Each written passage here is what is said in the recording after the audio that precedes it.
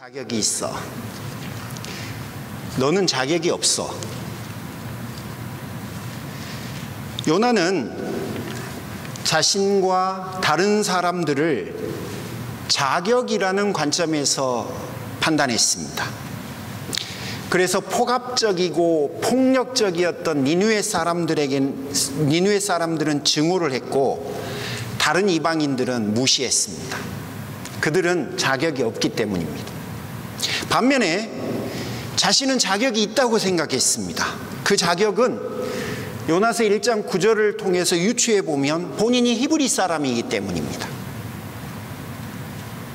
그러나 그가 말한 자격 때문에 요나는 내려가고 또 내려갔습니다. 그리고 결코 내려가고 싶지 않았던 곳이며 그가 내려갈 거라고 상상해 본 적도 없었던 물고기 뱃속까지 그는 내려갔습니다. 요나는 자격이라고 하는 눈으로 세상을 보고 자격이라고 하는 눈으로 자신의 인생을 살았습니다. 폭풍을 만나고 그가 물고기 뱃속에 들어가게 되었습니다. 요나는 그곳에서 자신의 인생이 끝났을 거라고 상상했죠. 그는 하나님을 부정하면서 살았는데 놀랍게도 하나님은 그럼에도 불구하고 그를 위해서 큰 물고기를 준비하셨습니다. 하나님 보시기에 그는 자격이 없었음에도 불구하고 그를 위해서 하나님은 자비와 긍휼을 준비하셨던 거예요. 그가 폭풍 속에 들어갔을 때, 물고기 뱃속에 들어갔을 때 그제서야 은혜가 무엇인지를 제대로 알게 된 거죠. 여러분, 물고기 뱃속은 그가 생각한 대로 끝이 아니라 오히려 은혜를 알게 됐고 그의 인생이 새로워지는 계기가 되었습니다. 물고기 뱃속에서 요나가 드렸던 기도의 일부입니다. 2장 8절. 주님께서 베풀어 주신 은혜를 저버리는 사람들이 참 많습니다. 자신은 아니라 이거죠. 9절. 반면에 저는 감사의 노래를 부르며 주님께 희생 제물을 앞으로 바칠 겁니다. 저는 소원한 것은 꼭 지키는 사람입니다. 여러분, 그랬던 그가 지켰습니까? 네, 아닙니다. 바로 하나님을 무시하기 시작합니다. 3장 1절에 니느웨에 가서 외치라.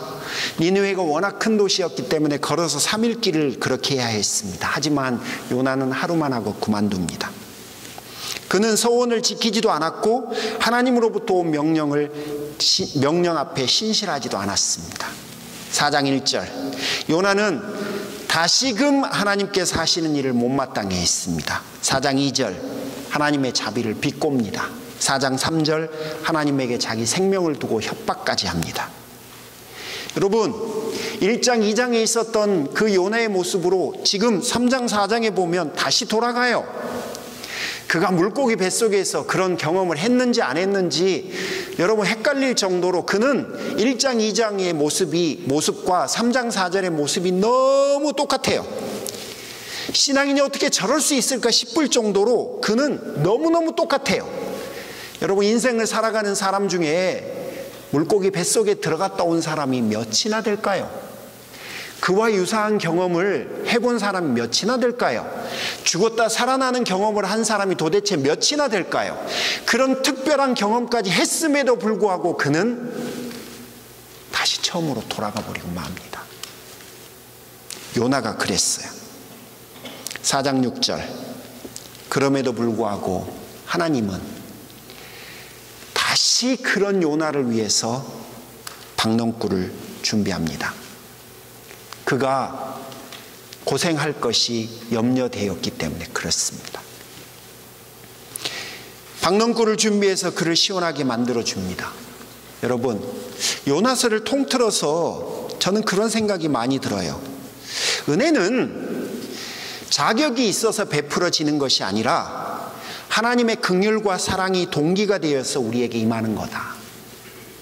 요나가 은혜를 받을 만한 자격이 있어서 그에게 은혜가 베풀어지는 게 아니에요. 여러분 1장 2장을 봐도 그는 이방인보다 못한 영성을 가지고 있었습니다. 3장 4장을 봐도 이방인보다 못해요. 니느웨 사람들은 회개하고 왕은 회개를 하고 곡기를 끊지만 요나는 그에 비해서 여러분 대조적으로 참 못나고 못났던 사람입니다. 그런 요나를 위해서 하나님은 물고기를, 그런 요나를 위해서 하나님은 박넝쿨을 준비하셨어요. 그렇다면 하나님의 은혜는 받을만 해서 주어지는 게 아닙니다. 그런데 그 은혜를 받은 요나는 자격이 있다라고 생각했어요. 이방인들은 자격이 없는 사람들이라고 생각했어요. 여러분, 은혜가 뭔지를 잘 모른 거죠. 여러분, 은혜를 받은 사람은 자격으로 자신과 타인을 보지 않습니다. 용서받은 죄인이라고 하는 은혜의식을 가지고 인생을 살아가고 내 자신의 인생을 바라보고 다른 이의 인생을 바라보는 거예요. 은혜를 받은 사람은 그렇습니다. 여러분에게 묻습니다. 이 시간 여러분의 시선을 한번 점검해 보시죠. 정직하게 표현하면 우리는 경쟁사회 속에 살아요. 제가 이번에 요나서를 이야기하면서 경쟁사회란 이야기를 자꾸 하는데요. 우리가 사는 세상은 경쟁사회예요. 경쟁사회에서 살다 보니까 우리의 시선은 비판적일 수밖에 없어요. 남보다 내가 더 나아야 하니까. 실력이 좋아서 나을 수도 있지만 다른 사람을 은근히 비난하고 다른 사람보다 나은 점을 내가 부각시켜야 되기 때문에 어쩔 수 없이 우리는 경쟁적이고 비판적인 시선을 가지고 인생을 살아갈 수밖에 없어요. 나도 모르게 그렇게 되어 있어요. 그런데 여러분, 그러다 보니까 우리가 은혜를 받은 사람임에도 불구하고 우리가 은혜가 무엇인지를 모르고 살아가요. 여러분, 은혜를 깨달은 사람은 자격이 아니라 긍휼로 인생을 봅니다. 아, 내가 은혜를 받았지. 자격이 있어서 내가 은혜를 받은 게 아니라 그분의 긍휼과 자비를 내가 입은 거지. 그러면 내 인생은 그분의 긍휼 때문에 임한 거니까, 또 저분의 인생도 그분의 긍휼이 임한 거니까 여러분 그렇게 서로를 바라보게 됩니다. 여러분 시선은 어떠십니까? 자격입니까? 긍휼입니까? 한번 점검하셔야 합니다. 두 번째 여러분에게 드리고 싶은 이야기는 내가 긍휼히 여김을 받은 사람이잖아요. 그러므로 긍휼히 여기고 불쌍히 여기십시오. 모든 이들을, 타인들을 그렇게 바라보십시오. 다시 말씀드려요. 여러분 주변에 있는 분들은요, 경쟁 상대가 아니에요. 여러분이 싸워서 이겨야 될 분들이 아니에요. 한 길을 평생 같이 가는 동행이에요. 동행이라니까요. 경쟁 상대가 아니에요. 싸워서 이겨야 될 사람이 아니에요. 더 나음을 내가 증명할 필요가 전혀 없어요. 그냥 우리는 함께 이 길을 가는 사람들이에요. 자, 그것부터 한번 해보십시오. 아, 이분들은 회사에서 내가 함께 살아가는 사람들과 다르구나. 아, 이분들은 내 경쟁 상대가 아니라 나와 인생을 함께 가는 동행이구나. 다르게 표현해 볼까요? 험한 세상 옆에 계신 분이 여러분 함께 살아가지고 있는 거예요. 여러분 쓸쓸하지 않고 외롭지 않게 하도록 여러분 그 옆에 계신 분이 여러분과 함께 살아가지고 있는 거라니까요. 여러분 웃게 만들어주고 있는 거예요. 여러분 삶에 의미를 부여해주고 있는 거예요. 그게 되면요, 그 다음 스텝으로 갈 수 있어요. 그 다음 스텝은 이런 거예요. 제가 읽어보니 어떤 책에 이런 말이 있더라고요. 이 시대를 사는 현대인은 공감 능력이 현저하게 약화되었습니다. 공감 능력이 왜 약화되었는가? 그분의 이야기를 보니까 사는 게 너무 각박하고 힘들기 때문이에요. 과도한 스트레스, 지속적인 경쟁 관계 속에서 노출되어 있고 무한 능력, 너는 할 수 있다라고 하는 무한 임파워먼트 받고 있는 거예요. 그런데 실제로는 잘 안 되거든요. 아무리 해봐야 일이 끝이 안 나요. 그러다 보니까 타인에 대해서 무관심하게 됩니다. 몇 가지를 좀 더 이야기할까요?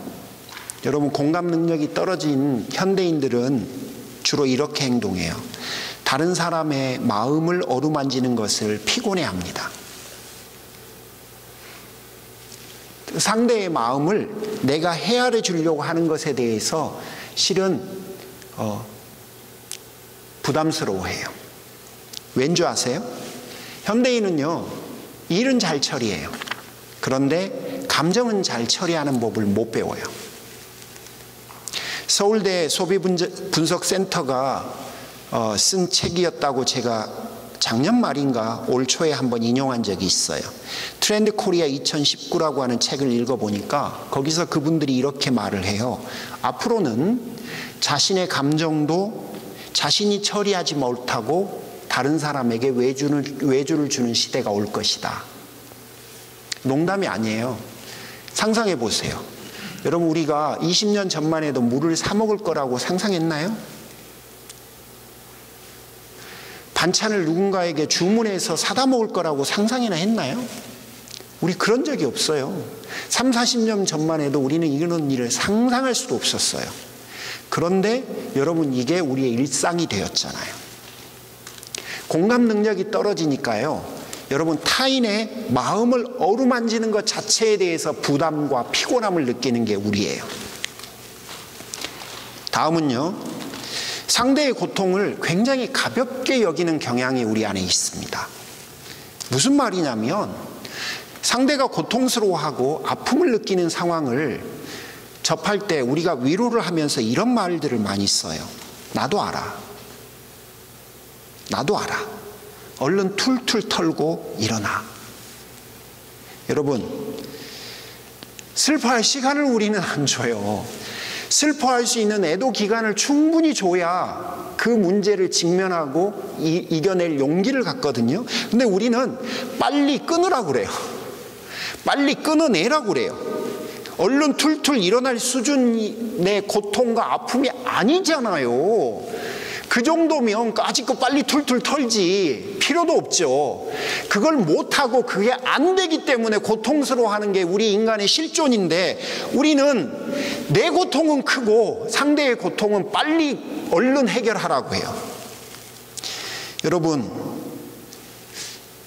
이게 바로 다른 이들의 고통을 상대적으로 가볍게 여기는 경향이 우리 안에 있다는 겁니다. 또 다른 이야기를 좀 해볼까요? 여러분이 혹시 그러실지 모르는데, 누군가하고 대화를 할 때 상대의 말에 귀를 기울이기보다는 내가 하고 싶은 말에 집중하는 경향들이 혹시 여러분에게 있으십니까? 요즘 많이 그래요. 요즘 대화들은 많이 그래요.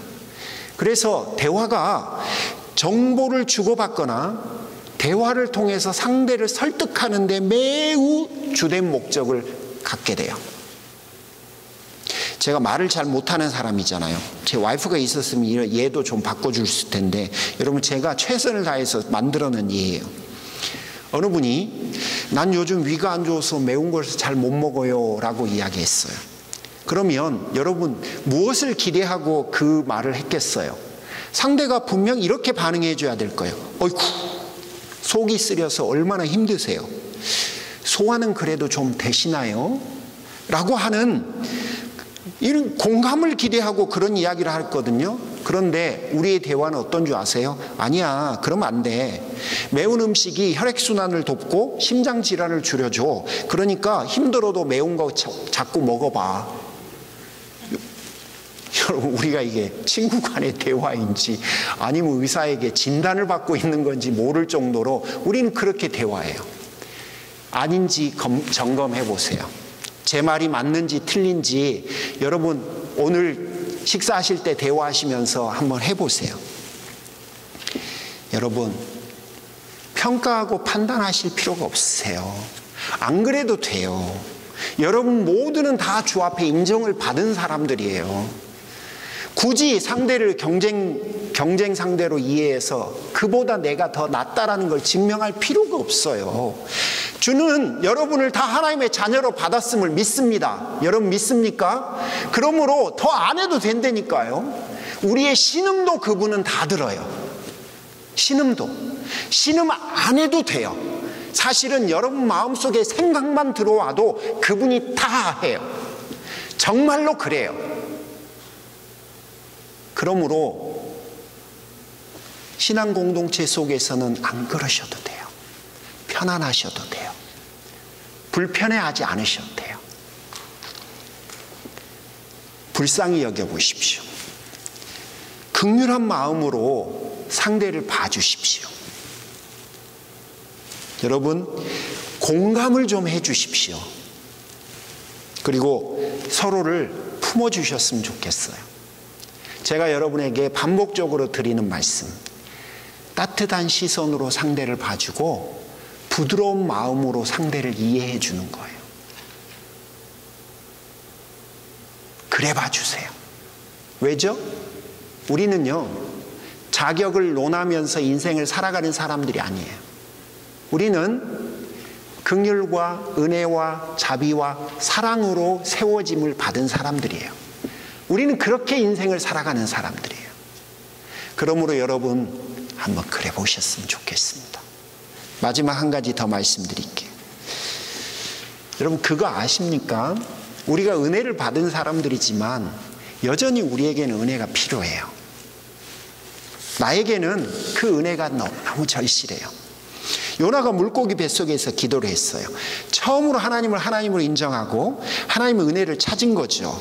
기도한 것 자체가 하나님의 은혜를 요청한 거잖아요. 자신에게 하나님의 은혜가 필요하다는 사실을 물고기 뱃속으로 오기 전까지는 몰랐어요. 몰랐죠. 그가 하나님의 자녀라고 하면서도. 그런데 물고기 뱃속에 들어가서 그제서야 하나님의 은혜가 자신에게 필요하다는 걸 그가 깨달은 거예요. 그래서 하나님 앞에 은혜를 구합니다. 그런데 그 상황을 벗어나자 그는 다시 제자리로 돌아가고 맙니다. 이를 통해서 우리가 알 수 있는 게 있어요. 여러분, 원래 우리가 그런 존재예요. 하나님도 그런 것 다 하세요. 우리 스스로는 아무것도 할 수 없는 존재라는 게 증명이 된 거예요. 그래서 뭐가 필요해요? 은혜가 필요해요. 여러분, 우리에게는 그래서 날마다 은혜가 필요한 거예요. 은혜가 필요 없는 사람, 더 이상 은혜를 요청받지, 은혜가 더 이상 필요하지 않는 사람은 세상에 아무도 없어요.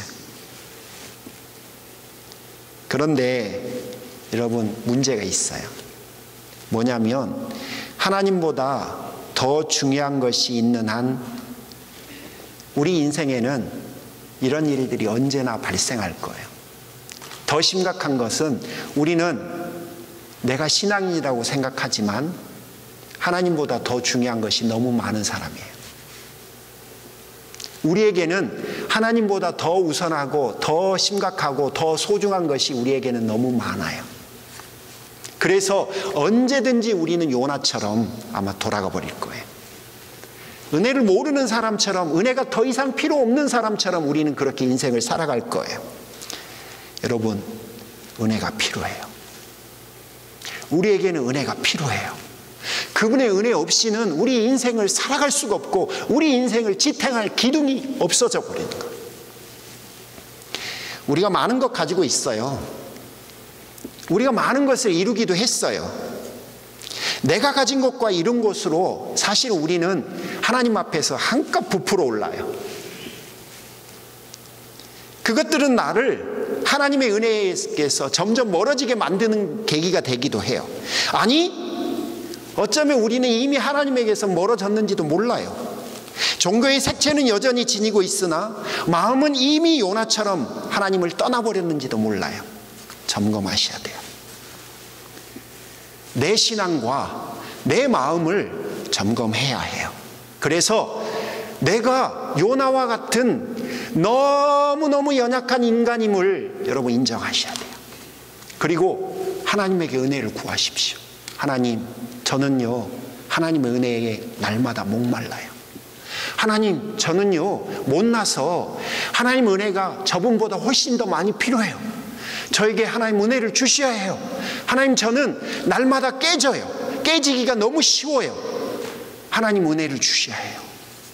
그래서 여러분, 다시 하나님께로 돌아가셔야 합니다. 날마다 내 인생을 하나님 앞으로 돌리셔야 합니다. 우리가 여전히 요나의 자리에 서서 살아가야 할까요? 그러면 안 돼요. 은혜에 두 손 든 사람들만이 하나님의 길을 가게 됩니다. 이번 한 주간의 삶을 통해서 여러분 다시 하나님께로 돌아가십시오. 여러분 마음과 여러분 신앙과 여러분 삶을 다시금 하나님 은혜에게로 맡기십시오. 그러면 하나님의 은혜가 여러분 인생 가운데 충만하게 임재할 줄 믿습니다. 같이 한번 기도하실까요? 하나님, 은혜가 필요합니다.